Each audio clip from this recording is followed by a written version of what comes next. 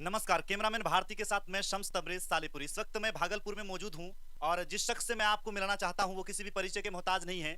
यकीनन आप देख करके दंग रह जाएंगे। ये जो शख्स मेरे बगल में बैठे हुए हैं, ये दिखने में बिल्कुल लड़की की तरह है, लेकिन ये लड़की बिल्कुल भी नहीं है। बिहार का इकलौता बेली डांसर हमारे बीच मौजूद है, मानव झा। इनसे हम बात करेंगे और इन्होंने कैसे अपने करियर की शुरुआत की, इन तमाम चीज़ों के बारे में जानेंगे। सबसे पहले तो बहुत-बहुत स्वागत है मानव झा जी आपका हमारे इस चैनल पे। बहुत बहुत शुक्रिया कि आप लोग इतना अच्छा टाइम दिया मेरे लिए। मानव झा जी, मेरा पहला सवाल आपसे ये है कि आप बिल्कुल लड़की की तरह दिखते हैं लेकिन लड़की नहीं है। अब बहुत सारे लोग आपको देख करके कहते होंगे कि नहीं ये तो लड़की है। लुक था वैसा वैसा लुक था मेरा कि जिस टाइम लोग देखते थे, जो अब यह बात बोल रहे हैं, ये बात पहले ज़माने के लिए था कि जैसा मेरा लुक उस टाइम था। अभी सब कुछ बदल चुका है। तो उस टाइम था कि लोग देखते तो बोलते थे अरे लड़का है कि लड़की है, तो उस टाइम कन्फ्यूजन वाला सीन था, बट अब सब कुछ बदल चुका है वैसे। अच्छा, ये आपने क्यों बाल क्यों कटा लिया? हम इस्कॉन ज्वाइन किए तो वहाँ पे जो है अपना सुंदरता भगवान को अर्पण कर दिए थे। बाल ही मेरा सुंदरता था। फिर उसके बाद फिर मेरा, हम ब्राह्मण कम्युनिटी से बिलोंग करते हैं, तो वहाँ मेरा जनेऊ हुआ, तो जनेऊ में फिर मेरा जो है सारा बाल चला गया। तो जाना ही था, ब्राह्मण है तो फिर बाल दान करने में कोई नहीं, भगवान के लिए करोते हैं तो पॉजिटिव लेते थे, क्योंकि हिंदू धर्म है तो हम लोग उस भगवान को पूजते हैं जिसका नाम हमको लोग दे रहे थे। अर्धनारीश्वर करके एक भगवान है जिनको लोग पूजते हैं, और उसी का तो रूप और दर्शन होता है किन्नर या हिजड़ा इस सब में। तो हम पॉजिटिवली लेते थे कि चलो मेरा नाम उस भगवान से जुड़ा जाता है, नेगेटिवली नहीं, एकदम ईजी लेना है सब कुछ।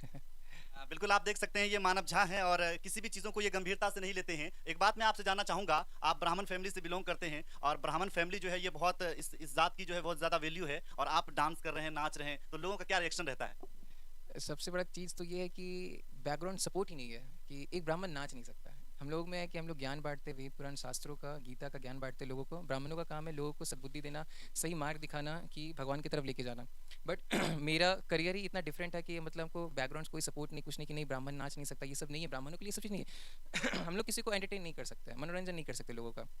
हम लोग में ये चीज़ नहीं है, गलत है। नाचना वाचना हम लोग के लिए नहीं, ब्राह्मणों के लिए नाच कूद ये सब चीज़ नहीं है। हाँ, कीर्तन में नाच सकते हैं वो सही है, पर जिस तरीके से हम डांस करते हैं वो तो बाप रे बाप, फांसी लग जाएगा।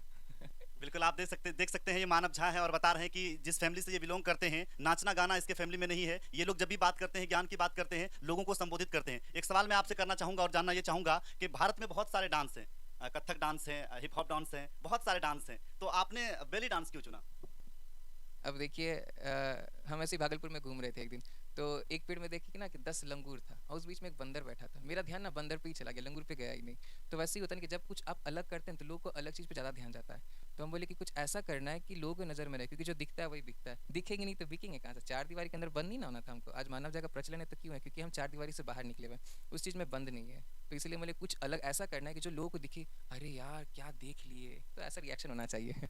बिल्कुल आप सही कह रहे हैं, चूँकि आप जो कर रहे हैं वो बिल्कुल औरों से अलग कर रहे हैं। डिस्को डांस वगैरह हमने देखा है, कथक डांस हमने देखा है, लेकिन बेली डांस जब आप करते हैं, जब मैं आपको देखता हूँ, तो ये लगता है ये हमारे देश का तो कल्चर नहीं है। बेली डांसिंग इजिप्शियन कल्चर है, मिस्र देश का है। और अपने इंडिया में से इसको एक्सेप्टेंस जल्दी मिलता नहीं। अरे जब लोग अपने कला को एक्सेप्ट नहीं कर पाते, अपनी संस्कृति को एक्सेप्ट नहीं कर पाते हैं, तो दूसरे से उम्मीद ही क्या करिएगा। इसलिए हम बोले कि अगर करना है तो कुछ ऐसा करो कि जो लोग देखें। और जब बात बेली डांसिंग का था तब तो लोग एक्सेप्टेंस नहीं दे रहे थे।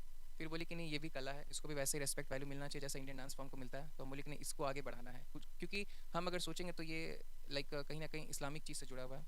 तो लोग हमारे इसमें विरोध करते हैं, नहीं हिंदू मुस्लिम वाला विवाद होता है, तो हम इस चीज़ में नहीं जाना चाहते हैं। बट मेरे लिए मायने रखता है मेरा टैलेंट और मेरा आर्ट, जो कला है मेरे पास उसको हम छिपा नहीं सकते हैं। और क्योंकि जो दिल के अंदर होता है वो काला होता है, जो दिल से बाहर निकलता है वो काला होता है, तो हम छुपा नहीं सकते, हमको निकालना था बाहर। तो इसके लिए जात धर्म पात कुछ नहीं, कला और कलाकार, दैट्स इट। बिल्कुल एक सवाल मैं आपसे और करना चाहूँगा और जानना ये चाहूँगा कि जिस तरह से आप डांस कर रहे हैं, इस वक़्त जो है पूरे हिंदुस्तान भर में आपका शोज़ होता है, मैं बराबर आपको देखते रहता हूँ। कितना चार्ज करते हैं एक शो का? देखिए ये सब गोपनीय बात है, इसको अंदर ही रहने दें। क्योंकि हम शेयर नहीं करना चाहते। इतना ही है कि मतलब जो लोग अगर चाहते हैं कि हम उनके यहाँ जाके परफॉर्म करें, क्लासेस दें, शोज़ करें, इवेंट करें, तो अफोर्डेबल चार्ज होता है, ठीक है। तो इसके लिए इन्फॉर्मेशन के लिए आप मेरे यूट्यूब चैनल के थ्रू जुड़ सकते हैं। उसके अबाउट सेक्शन में मेरा सारा डिटेल्स दिया हुआ है, आप हमसे पर्सनली वहाँ कॉन्टैक्ट कर सकते हैं। बाकी चार्ज तो बस भगवान की कृपा है, चल रहा है सही से। बिल्कुल आप देख सकते हैं, अगर इनका आप शो करना चाहते हैं, अपने प्रोग्राम में नहीं बुलाना चाहते हैं, तो डायरेक्ट आप इनसे संपर्क कर सकते हैं। एक सवाल मैं आपसे और करना चाहूँगा और जानना ये चाहूँगा कि जो होते हैं वो सिंगर को देख करके सिंगर बनते हैं।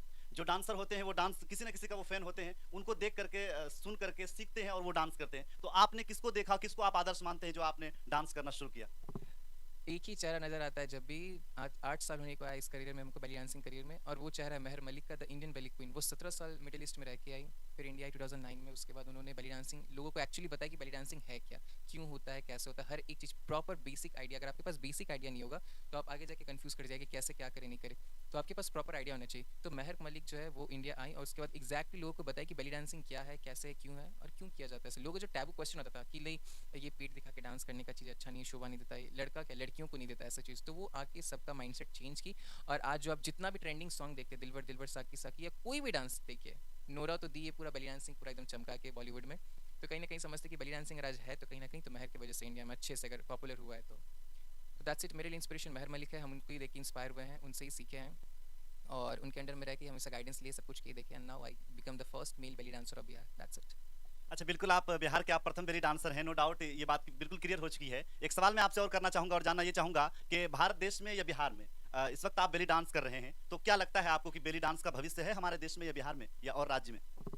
देखिए, कल का तो कोई पता नहीं कौन देखा नहीं देखा, सांस रहेगा नहीं रहेगा, हमको तो अपने सांस पे भरोसा नहीं है, तो हम दूसरे पे क्या कर सकते हैं। बात रही करियर की और डांसिंग की, तो हम जिस सोसाइटी में रहते हैं यहाँ पे है कि पढ़ो पढ़ो, इससे आगे और कुछ भी नहीं है। मेन स्ट्रीम में अगर डांसिंग आएगा तो प्रॉब्लम हो जाएगा, या आर्टिस्टिक मतलब पढ़ाई छोड़ के आप कुछ भी करिएगा तो प्रॉब्लम आना है। लोगों का ये माइंडसेट है कि पढ़ाई करोगे तो अर्निंग करोगे, पढ़ाई नहीं करोगे तो कोई अर्निंग नहीं है, बहुत परेशानी है। बट हम जहाँ तक खुद में फील के या लोगों को देखें, एक गवर्नमेंट एम्प्लॉय से भी अच्छा एक कलाकार कमा रहा है आज के टाइम में, ठीक है। चाहे वो कोई भी एक्टर एक्ट्रेस हो, या कोई भी डांसर हो, कोई भी आर्टिस्ट हो, उन लोग एक नाइट का परफॉर्म करने का चार्ज अच्छा खासा लेते हैं, या एक शो करने का जो भी है, या एक शूट करने का, तो जितना उन लोग लेते हैं, एक गवर्नमेंट एम्प्लॉय अप्रॉक्स 1.5 लाख महीना कमाता होगा, 2 लाख, पर एक एक्टर अच्छा खासा कमा लेता है ऐसे करके। तो हम बोले कि जितना, और मेरे दिल में भी एक टाइम स्टार्टिंग में यही हुआ था कि जितना हम पढ़ लिख के नहीं अर्निंग कर सकेंगे उतना इस करियर में करेंगे। तो फिर हम माइंडसेट चेंज किया कि नहीं, करियर इसी में बनाना, अर्निंग भी इसी में करना है क्योंकि जहाँ दिल लग गया, मन लग गया, मज़ा आ गया, बस वही है, तो हम इसी में कर लिया।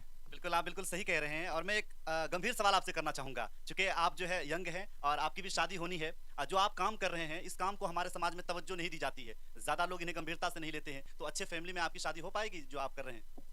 देखिए, आज के टाइम में हम जहाँ तक समझे हैं कि शादी ब्याह का जहाँ भी सीन होता है तो लोग पूछते हैं लड़का क्या करता है, क्या करना है, क्या अर्निंग करता है, नहीं करता है। आप कितने पढ़े लिखे हैं ये मायने नहीं रखता, आप अर्निंग कितना कर रहे हैं ये मायने रखता है। और सबसे बड़ी चीज़ है कि अगर दो पार्टनर्स में एक्सेप्टेंस हो जाए तो फिर दुनिया से कोई मतलब नहीं, अगर एक दूसरे को समझते हैं, एक्सेप्ट करते हैं, ठीक।